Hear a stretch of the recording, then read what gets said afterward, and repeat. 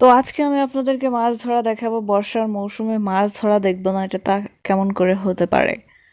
তো আমি এসেছি বাবার বাড়ি বেড়ানোর জন্য। বাবার বাড়ি হচ্ছে দিনাজপুর। তো সেইখানে আমি যাচ্ছিলাম, তো এক চাচা বলতেছে যে মাছ ধরবে। তা আমি বললাম চলেন আমিও যাই দেখতে। যেহেতু গ্রামের পাশেই ছিল, জমিগুলোতে অনেক বেশি পানি উঠেছিল, তাই সেখানে মাছ ধরা দেখতে গেছিলাম আর কি। এখানে আপনারা জালটা দেখতে পাচ্ছেন, এটা একটা চায়না জাল। এখন যেহেতু বর্ষার মৌসুম, পানি অনেক বেশি উঠেছে, সেজন্য এখন জালটা বের করছে। কিছুদিন আগে পানি ছিল না, এজন্য বের করেনি।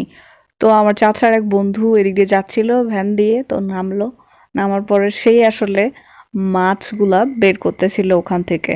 তো আমি কখনো বের করা দেখি নাই এই চায়না জালটাকে। মজার কথা হলো এই চায়না জালটার নাম দিয়েছে শয়তান জাল।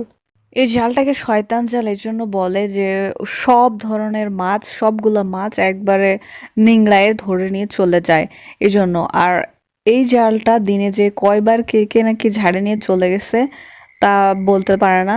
কয়েকজন করে ঝাড়ে নিয়ে যায়। একজন বলল যে যাই যায় তাই শুধু ওখানে ঝাড়ে দেখে।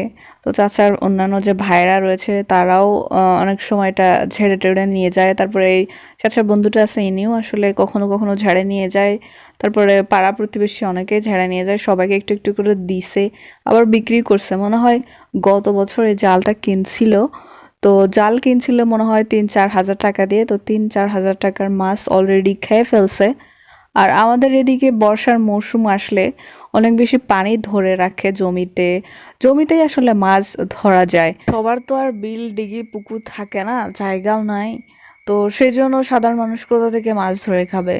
তো তারা সবাই অপেক্ষায় থাকে জমিগুলোতে যখন মাছ হবে তখন ধরবে। তো এই জালটা এখানে ফেলাই রাখছে। এই জালটা ফেলাই রাখার কারণে এখানকার যত মাছ রয়েছে সব এইখানে পড়ে যায়।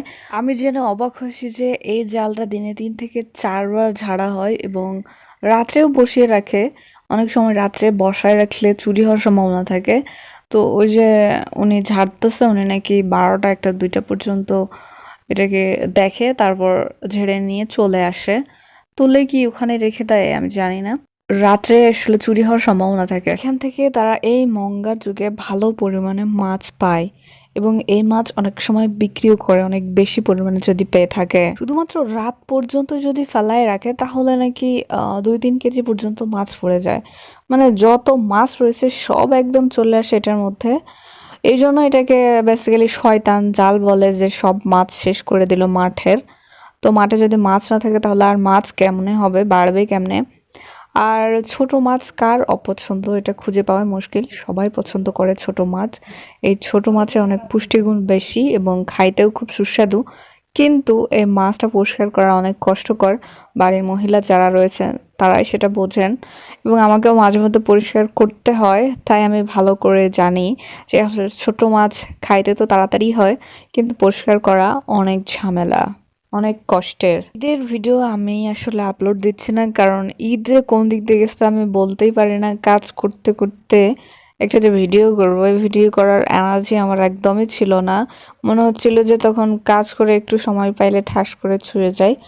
তো এত কাজ থেকে ঈদের মধ্যে শুধুমাত্র আহ, ছেলেদের জন্য আমার মনে হয় ঈদ, আর মেয়েদের জন্য আসলে বাড়ির বউদের জন্য ঈদ হয় না। শুধুমাত্র কাজ কাজ আর কাজ। আমি যেহেতু এখনো ছোটখাটো নতুন ব্লগার, তো সেই জন্য ঈদের ভিডিও তেমন একটা করার ইচ্ছা নাই।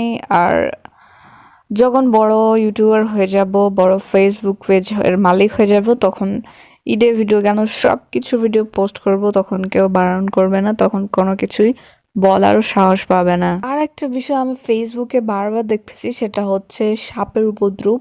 রাতসাল ভাইপার নামে যে সাপের উপদ্রব, সেই উপদ্রব না জানি আমাদের জেলাতে এখনো আসেনি, কখন যে এসে পড়ে কেন জানি কানাঘুষাতে শুনতে পাচ্ছি। আমাদের এখানে যে বাজার রয়েছে সেই বাজারে নাকি ওখানে সাপ মারছে। তো এই সাপের আসলে বিষের যে ওষুধ বাংলাদেশে সেরকম নাই। তো এই সাপ কাটলে মরে যাওয়ার সম্ভাবনাই বেশি। আর এই সাপ আসলে খুবই ভয়ঙ্কর একটা বিষাক্ত সাপ। আর এই সাপ যদি একবার বাচ্চা দেয় তাহলে 70 থেকে 80টা নাকি বাচ্চা দেয়। তাহলে বুঝতে পারছেন কতটা ভয়ঙ্কর। তাছাড়া বাংলাদেশে ওষুধও নাই। কি একটা আজব ব্যাপার।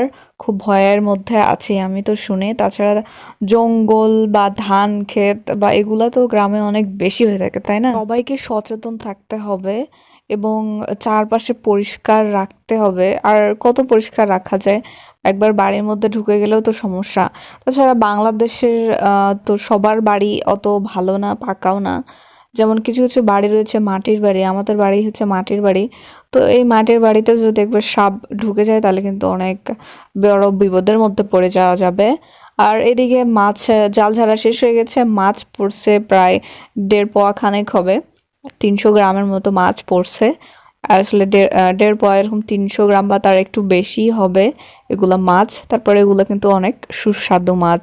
ধন্যবাদ সবাইকে শেষ পর্যন্ত দেখার জন্য।